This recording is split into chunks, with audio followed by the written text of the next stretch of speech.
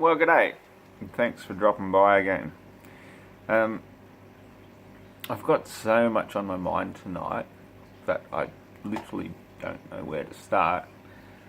So I'm just going to start. This is how I do my rants. I just come out and start talking without really having a fucking clue about what I'm freaking talking about. And I guess I'll start with my glasses. That's a good place as any.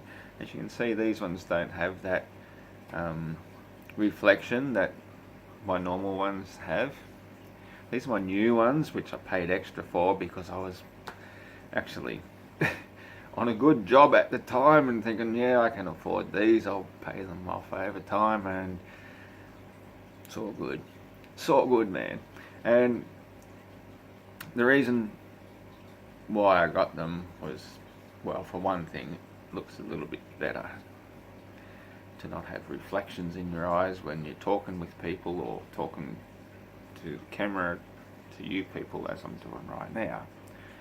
And the second thing was I needed an upgrade, especially for work. That was the main reason, because I found I was having trouble as I'm driving actually spotting the numbers on the sides of people's houses in the distance, because you got to sort of know in advance as you're driving up so you can pull up right at the right house to get your job done as quickly as possible. You know, I was reconnecting people's electricity most of the time, or occasionally disconnecting. That was the worst part of it. Or just doing, you know, special routes, because people are either moving in, moving out, or changing providers. That was what my job had progressed to become. So, and it's all about speed, getting it done as quickly as you can, and making as much money for the company as possible while you're getting paid minimum wage. So I figured I'll invest in some new glasses and hopefully keep my job. Turns out I lost my license before I even got the chance to pick these up, but anyway, that's besides the point. The point is, these glasses are effing brilliant for really long distant vision. However, I cannot even barely read. 232, 233. I can barely read what's in front of me at near vision because these glasses are they're too strong. I get dizzy inside. I can't wear them inside. I can't even sit and look at my laptop with these glasses. They're too strong. But my vision in the distance is absolutely brilliant, which is why I'm glad I remembered to wear them tonight, because last night when I went out, which would have been great, I completely forgot, even though I thought I was going to remember. I forgot to change them, and I got out, well, no biggie. Looked at the stars, beautiful night, it was awesome. Nothing changed. Tonight, holy shit, it changed. Ho, ho, ho. Cheers, by the way.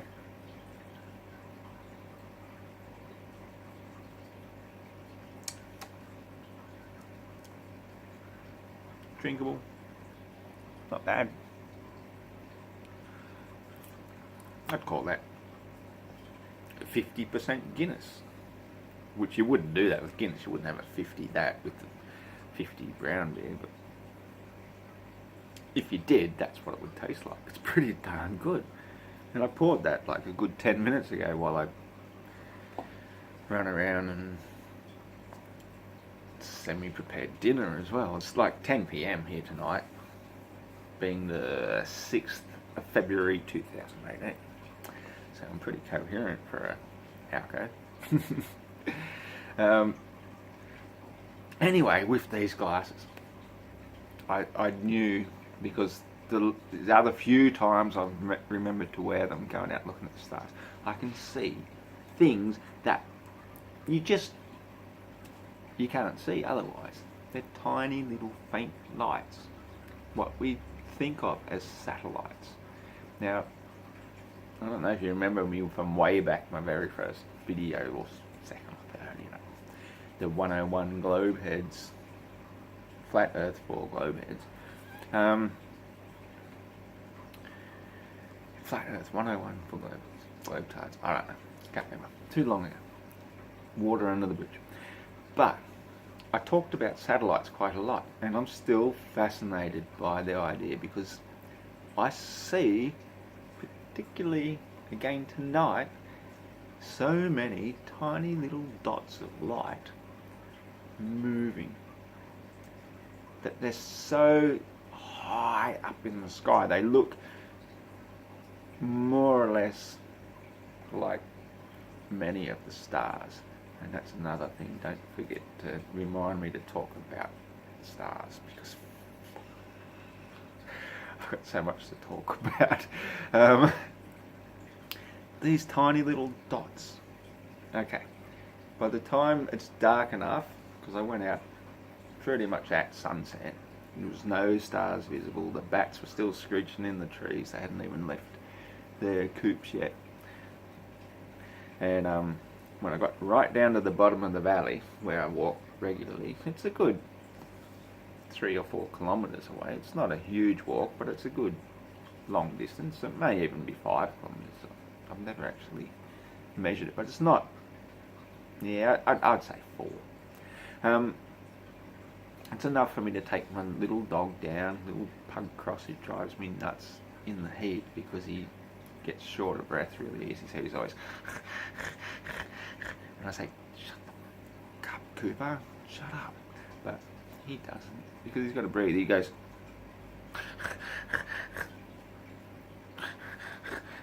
and carries on and carries on. So, you know, gives me a reason to get out there anyway, so can't complain.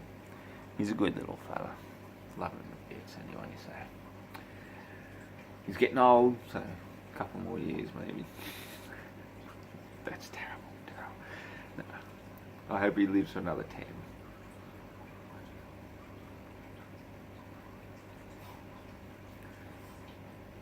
Oh, that's nice. So,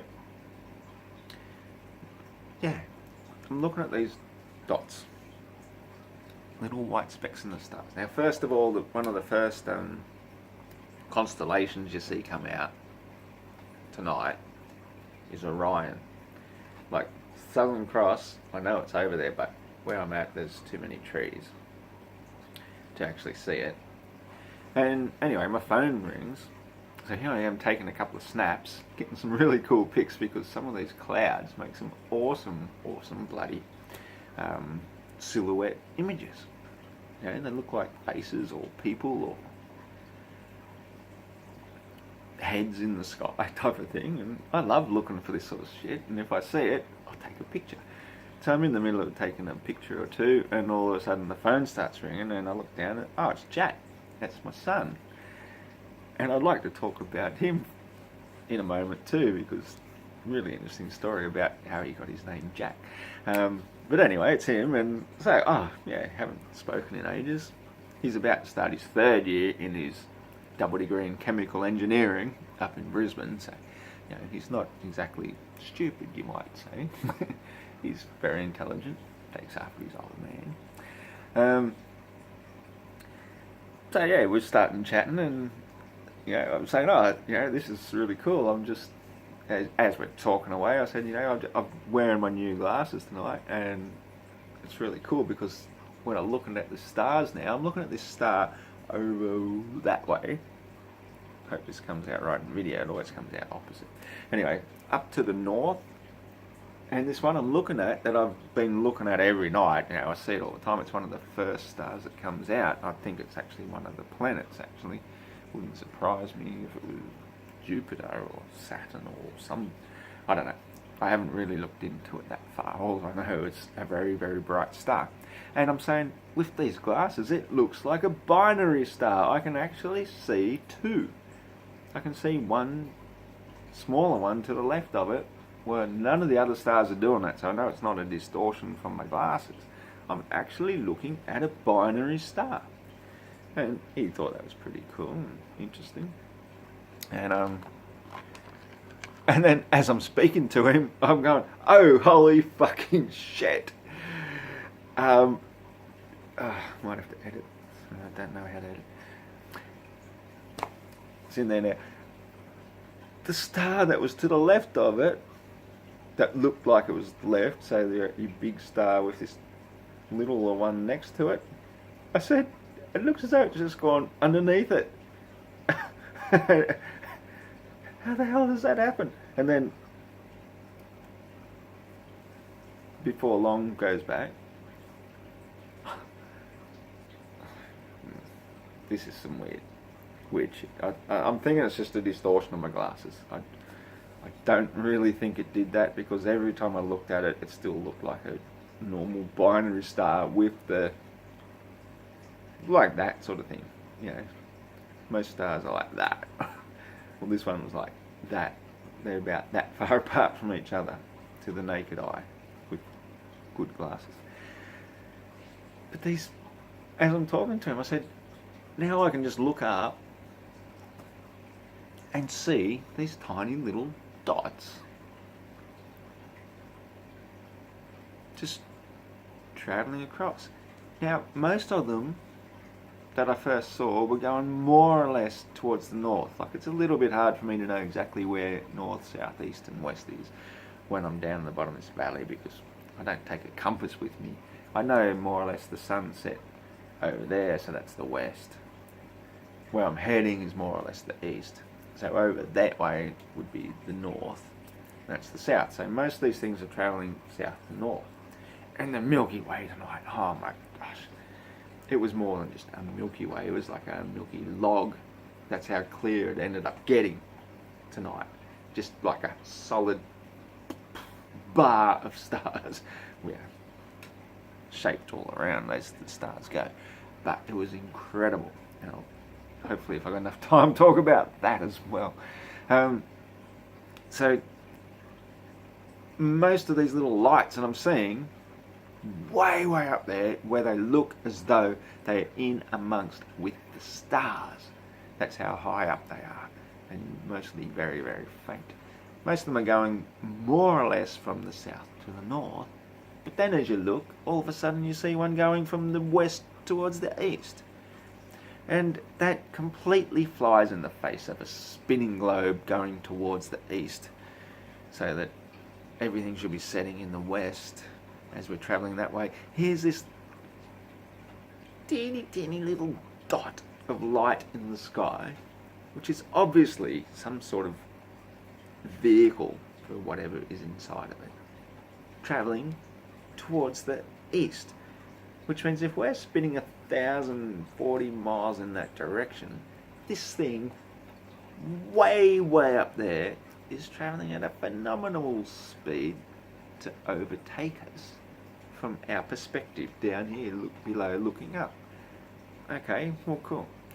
Anyway, I kept trying to get off the phone with my son as we're walking along, because I'm standing at the bottom of the valley down there, where it's really, it's the best view of the sky, even though it's down the bottom. There's no obstructions for miles and miles. There's no street lights. You can see distant street lights and cars going by up on the ridge, but they're so far away they don't affect your light vision at all. And I kept saying, oh look, I'm about to enter into the treed area here now, so it's going to get dark. I might need to sort of concentrate a little bit more on where I'm walking. I mean, when I say dark, I mean pitch black. Got to concentrate a bit more on where I'm walking rather than talk on the phone. But we kept finding another topic and another topic and another topic to talk about. And then all of a sudden, I just felt the instinct to turn around and look behind me. And as I looked up, most of us know how bright Venus is. Let's say Venus is this big. Say 5 millimeters. Let's just say that, because we know it's not nearly so big as that. But this big orange bright light I saw was about the size of an orange, or at least a ping pong ball. It was like that, and quickly faded back down to Venus size, and then it kept on going and going until it was back to the size of one of those little pinprick things. And I'm on the phone with my son. He will verify this if you ever get around to asking him. I just said, holy shit! I just saw this massive orange flare in the sky, like glow. And it was huge. It was like 3-4 times. That's all I could think at the time. The size of Venus. Big orange glow, and now it's faded into this smaller one. And as it kept travelling along, it faded even smaller again until it was one of these tiny little dots, like 99% of the other ones I see.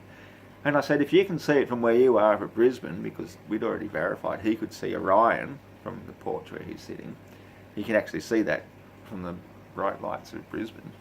But he couldn't see very much else. He said he could see about 8 stars. And I'm saying, oh God, I can already see 50. That was 5 minutes earlier. By the time this happened, there would have been 500 in the sky.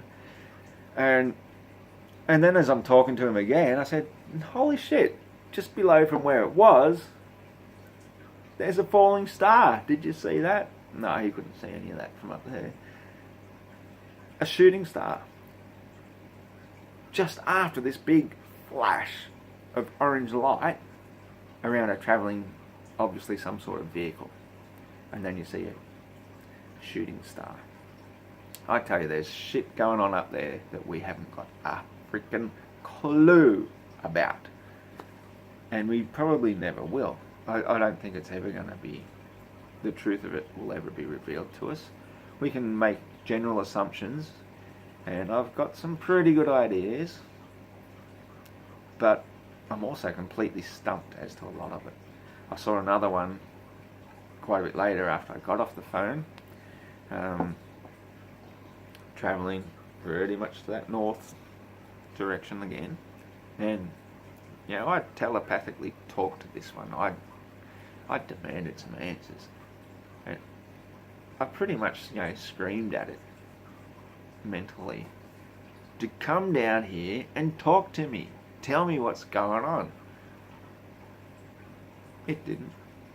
One I saw a few minutes, 5 minutes just before that one, was way fainter, but it wasn't just travelling in a straight line, this particular one. This one was doing this sort of crazy, and occasionally a bright light would get a bit brighter off it. There was so many weird things. Another one going towards the pretty much east, maybe slightly southeast, was doing something similar, and it wasn't doing erratic lines, but it was every once in a little blue moon it would just flash quite brightly, almost as though it had a searchlight going on. And then as it travelled across, eventually, this far below it, up in the sky, it was almost as though a mothership gave a bigger flash towards it. And then the next thing, they've both disappeared. I've got nothing on this. I don't believe in aliens. I used to, absolutely used to, until I realised that outer space is just a big hoax. It's part of the agenda.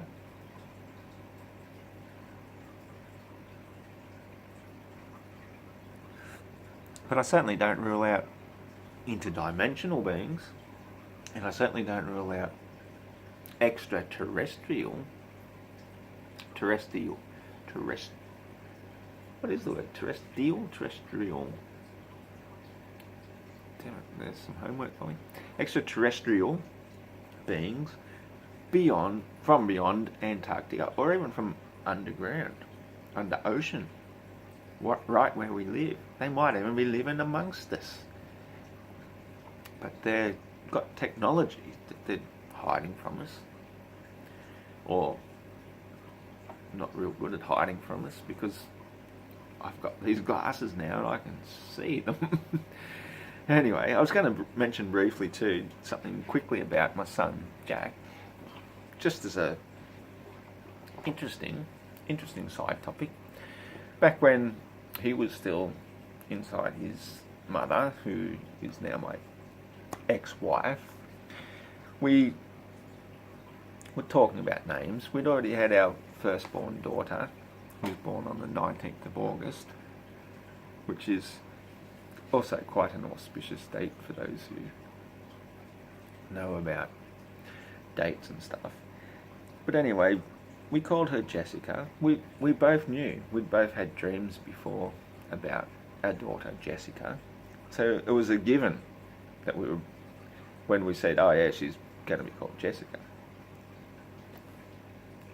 We were like, yeah, that's right. We both knew. But anyway, we were a bit undecided with when it came to Jack. We were sort of toying with the name Joseph because I thought Joe is just a really cool name, and Joseph can be his official name, but yeah, calling him Joe. We were really cool with that, but then my ex-wife, she had a dream while she's pregnant with him, and said she had a dream that she had a son called Joe who fell down the stairs and cracked his head. It's almost like a Jack and Jill story, this far out. Cracked his head and it killed him. And it was like, oh, well, we can't call him that, it sort of doomed him. So, I had an uncle Jack when I was a kid. His name was actually John, but everyone called him Jack. He was a great uncle, my dad's uncle. And he was just a soul of the earth, awesome bloke. And I said, what about Jack? And it just seemed to suit. So we called him Jack. And then again, eventually he was born, and he was born on the anniversary. I had no idea at the time, 22nd of the 11th, 1998 it would have been for him. I was going to say 97, but that's Jesse's year. He was born in, 22nd and 11th, which is the anniversary of JFK's assassination. Then, interestingly enough, he had this big birthmark on his head, and the only way we can tell the baby pictures apart between him and Jessica is because of his birthmark. They were identical, almost like little peas in the pod. So I thought that was really interesting that JFK was also known as Jack. I had no idea that he was born on the anniversary at the time. I only found out when he was like about 15 or something. Like, oh shit, JFK's anniversary, same day. Called him Jack. Birthmark on his head, shot in the head. Weird. Anyway, that's my little bit of trivia for you there. So, back again to wherever I was heading. I now forget. It'll come back to me.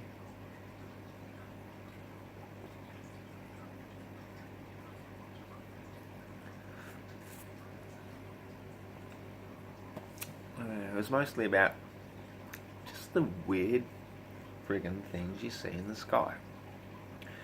I believe that we got recovered technology sometime back in the 1950s, perhaps even in the 40s. Our abilities to fly in the sky and shoot things down improved and improved and improved to the point where now we've got stealth fighters that can take out pretty much anything. And that's where we've got our technology from the things we've taken down and recovered. So the technology has been improving so fast.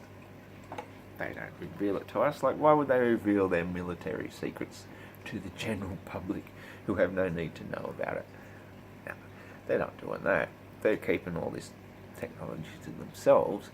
And so these lights we're seeing, and it was revealed to me way back in the day, back when I still owned the pet store down in Byron Bay, and I was getting letters published in the local paper about chemtrails, that a man rang me up and eventually met me in person, who used to be a Air Force officer in the Israeli Air Force, and I mean officer, highly ranked.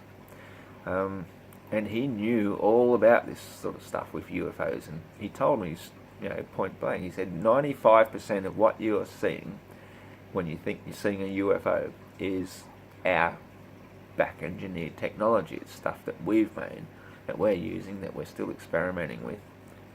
That still leaves 5%. And yeah, I won't go into his details at this stage. Running out of time, I've only got 5 minutes left. So, long story short, he knew what was going on. He said he'd even read about the plans for 9/11 30 years before it even happened. And when he told me that, I said, yeah, I knew it was an inside job. And he goes, oh, you do? He said, most people don't. Most people, this is right back in the early days of it. He said, most people won't accept that. And I said, oh, I knew it within 3 days. It was an inside job. And so he sort of had a lot of respect for me. So he revealed quite a lot of stuff to me. And I told him about one time when I was watching the satellite, how it was doing this wavy thing. And so he says, no, that's not a satellite. If it's not moving in a direct straight line, it is a UFO. But he didn't sort of elaborate too much on what UFOs actually are. I wish I had more time, but I was working at the time and had customers to deal with, so got as much out of him as I could. And he visited me quite regularly. We talked quite a bit, but it was mostly chemtrail related back then, because that was my big area of interest. I'd sort of already thought I'd got a good bead on aliens and everything I needed to know about them. And to this day, I'm still a bit undecided. But I think what I've said already about them being interdimensional beings, the things I can see in the sky from here, down here in Australia, with the most perfect outlook at the night sky, what I need, and I can't do this on my current budget. I can't actually even afford rent, but I'll sort something out with that. I'm more interested in getting down to the nuts and bolts of what's going on in the sky. And if I had some photographic equipment and a tripod, I could go down any night like this and set it up and capture the sort of shit that would end up paying for itself by the time I get a decent YouTube channel up and running. And this is why I've just started this new course, what they call it, TAFE, where I'm doing IT technology. So I'm learning how to do, well, first of all, writing. The next part of it is pulling apart and putting together computers. And then the next part is, hopefully, I don't know, there's 3 parts of this course I'm doing just for the first 6 months. But at the end of it, I hope to be able to make proper videos so I can edit stuff and whatnot. Now, if I get the right technology and I can capture this sort of stuff, we're going to get closer to understanding the truth.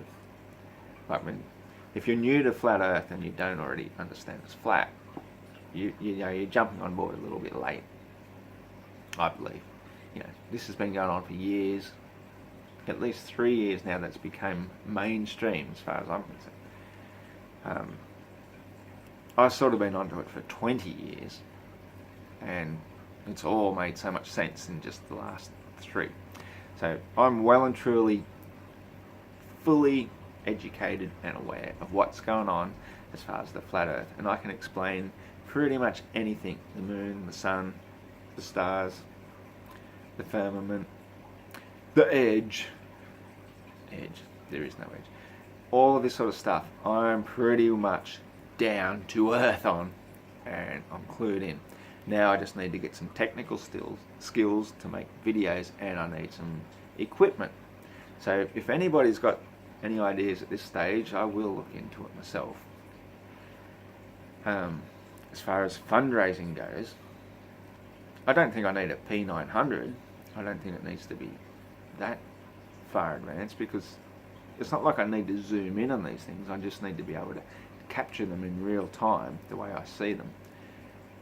Maybe zoomed in 3 or 4 times, but a camera that can actually capture it in clear and vivid detail, that would be what I need. So I do need a bit of fundraising. It would be great too to get some to help me with my rent and my studies and so forth, but I've got a lot of shit around here that when I'm fully motivated, I'm going to clean it up and just sell it off, and I'll pay my rent week to week. I'll be right. So I'm not stressed at this stage, and if worst comes to worst, I'll get a tenant to share this one kitchen, one bathroom house in. And if you're interested actually in being a tenant in a house with a person like myself, mostly vegan, will eat fish, will eat chicken, trying to reduce both, but we'll do it. I've got a room available.